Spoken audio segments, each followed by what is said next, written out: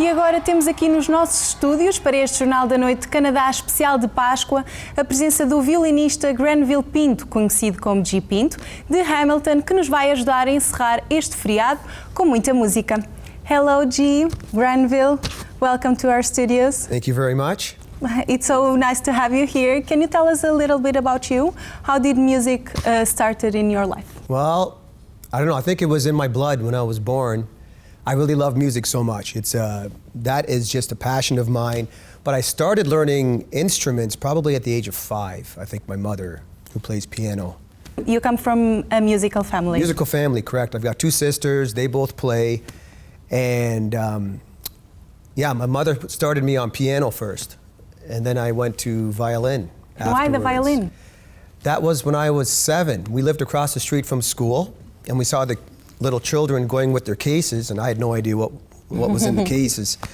And then she asked me if I want to learn, so we went across the street. I did not attend that school, but we got time off of my school to go there, and I started taking lessons.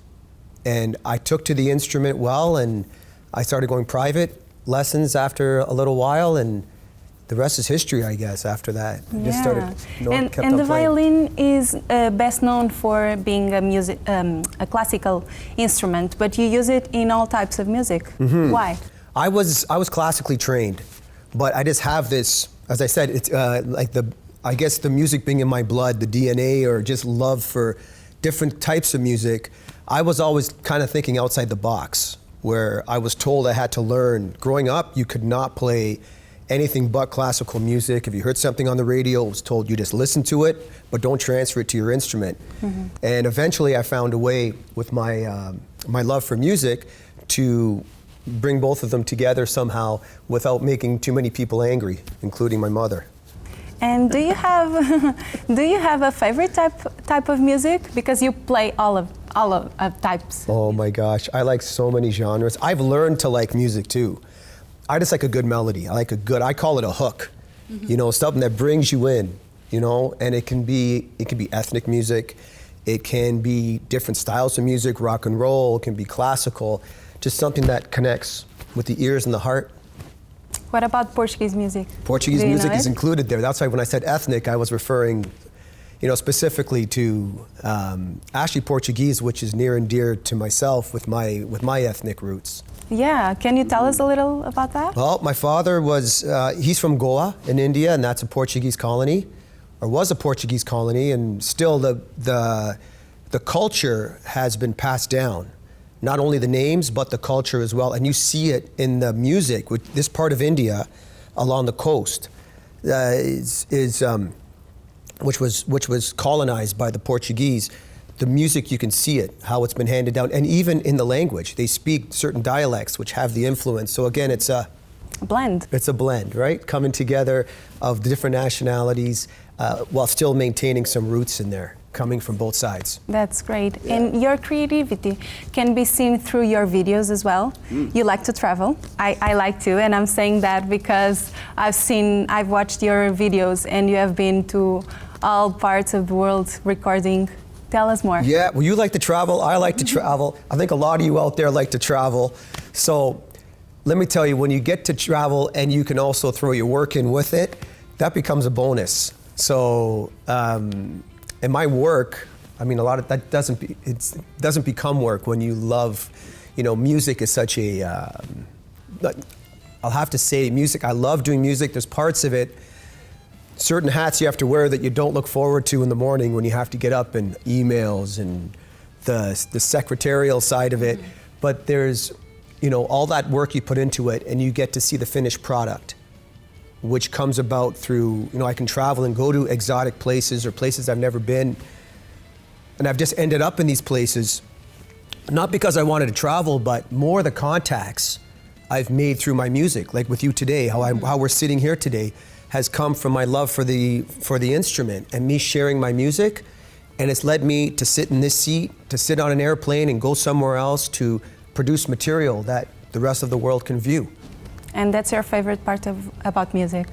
You know, but I just want to share my love for music and what abilities I have that I can pass down and pass out to people.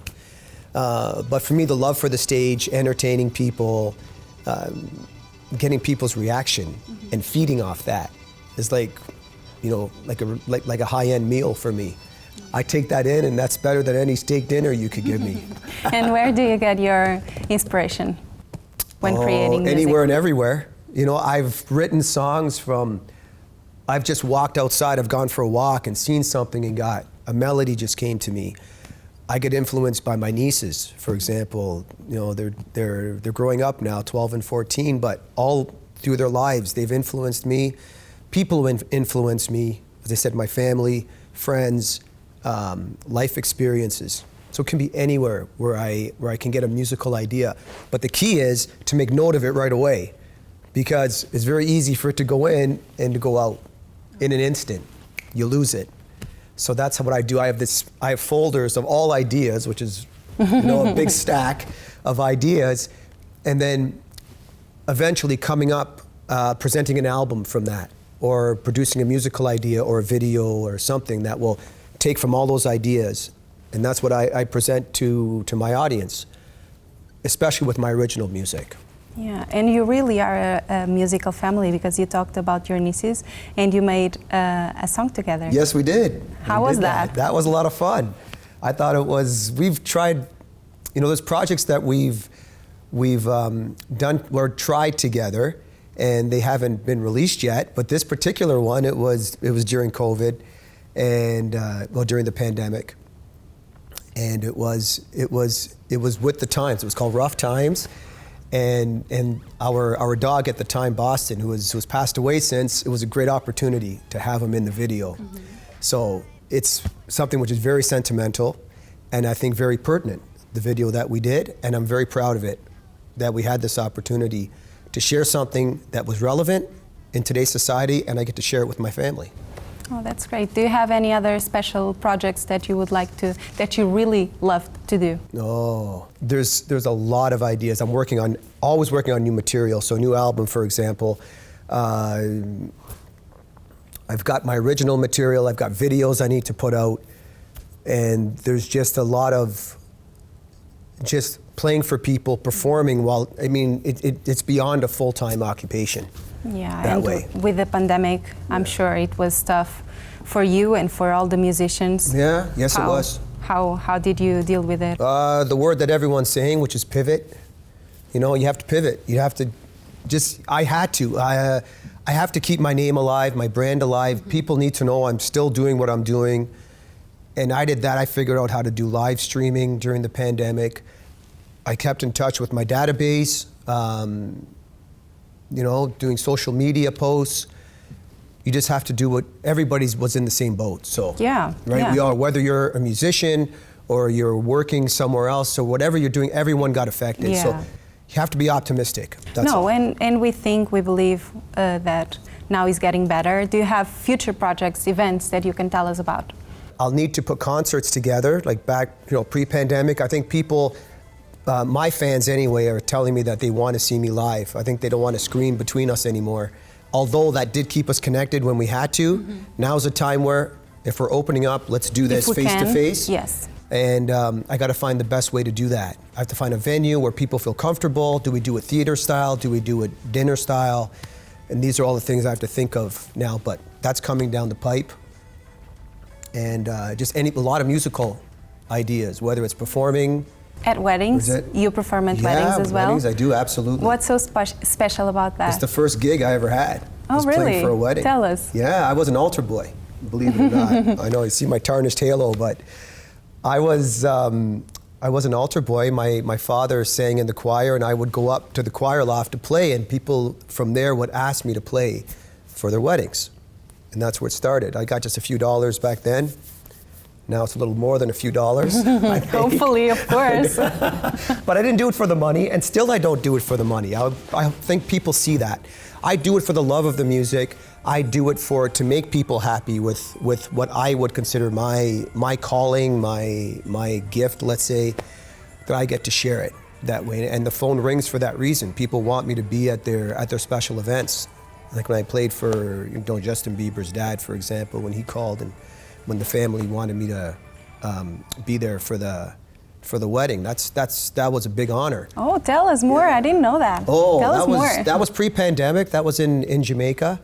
So went down and played for the ceremony and played during dinner time. Justin was there, but Selena was there at the time because they were still together, but they were towards the end. Unfortunately, she's a great person too. So it's very nice to be in that environment. Very intimate, maybe 70, 80 people, all close family. A lot of us came from Canada since he's Canadian. Yeah. So it was a lovely experience, a bit surreal with it felt like an ordinary wedding when I was there, but later when you see the hype, when I went online and saw all the coverage from all the media outlets, it's like, holy crap, I was there. You know, like I couldn't believe it. Excuse my language. No. So, but when on the day of, it just felt, like I said, felt like a wedding. It felt like I've done for other people. That's all. Because I could see that. I saw the reaction from the people when I was playing. Some people had their heads down. Justin did. He came and actually danced around me at one point. Wow. And he had his head down when I was playing. I was playing "Perfect" at that point by Ed Sheeran, and he really he was really into that song at that time, and he just so there were reactions from the people present that I was, that I got to see while I was playing, which I see when I'm out playing at other people's events too. And what other styles and types of music did you play there? A little bit of everything? Well, I do my little Michael Jackson skit, which I did at the end. I play some rock music, stuff like Journey and some of my original music. The ceremony was more a Chelsea walked into Over the Rainbow. So that was the song they wanted. So, and more poppy, sentimental songs for the ceremony. Like I said, Perfect, for example. I would have played some Coldplay, songs like that. And you adapt your style, and because you play so many types of music, you adapt to the events that you are performing in. If people ask, oh, please play Perfect, you play. Yeah, I do. I'm like a chameleon. I have to. That's why people tell me, they'll try and give me a set playlist before I come into a gig. I'll tell them that doesn't work a lot of times. You have to, when you get there to the performance, especially when it's something organic like a wedding. If it's a concert, that would be different because I have a band, and when I play with my band, it's more, that's all preset. Although we can go off a little bit, depending. But the band members have all prepped, certain songs for that. But otherwise, when I go into a wedding, for example, you got to be ready to play anything because you never know what direction it's going to go and how many drinks people have had. So it should be really fun. Yeah. And we all can see your love for music. What would you say to people that would like to go on as a career on music? Music. I mean, I love music. I would say follow whatever dream you have, especially if it's musical. But know that I think when I went into music, I have a marketing background as well. So I went to school I have a commerce degree, and that's where I thought I was going to spend all my energy. I didn't think music was still going to be part of it. I thought just a little part of it, like a hobby, but it ended up being that music overtook. But with my marketing background, again, I brought the two together. You need to have some of that background too. I think it's important in music because it's so challenging to get. You need to get you want to get your message out there, and it's a very noisy world, if I can call it that. With all the different outlets that people can stream on and access material from. And what's your least favorite part of the music industry? Well, part of me likes the email sometimes, but it gets a little bit inundating. Some of the secretarial stuff, which I'll call it, which I like to do. I have the background being marketing, customer service. I love to do it, but there's a time when you wish you could focus more on the music. The creative part. Yeah, but the creative part. But then you do too much creative stuff, then you'll start to miss the other side. So really, at the end of the day, you gotta, no matter what you do in life, there's always gonna be a good and bad side to anything, or you can look at the glass half empty, half full. So we gotta meet that middle ground again, and again, it's all about this, right? Yeah. Be happy somewhere, meet in the middle somewhere, rather than picking a side, and then you're either gonna be too happy or you're gonna be too miserable. That's what I think. And the favorite part about music and performing? I get to do this. I get to come out and people love what I do. that's, you know, people pay me for what I do. That's an honor. People pay to come see me. That's the biggest honor ever. That tells me you're taking time out of your day, not just paying, but you're taking time out of your day. And that's number one commodity these days is people's time.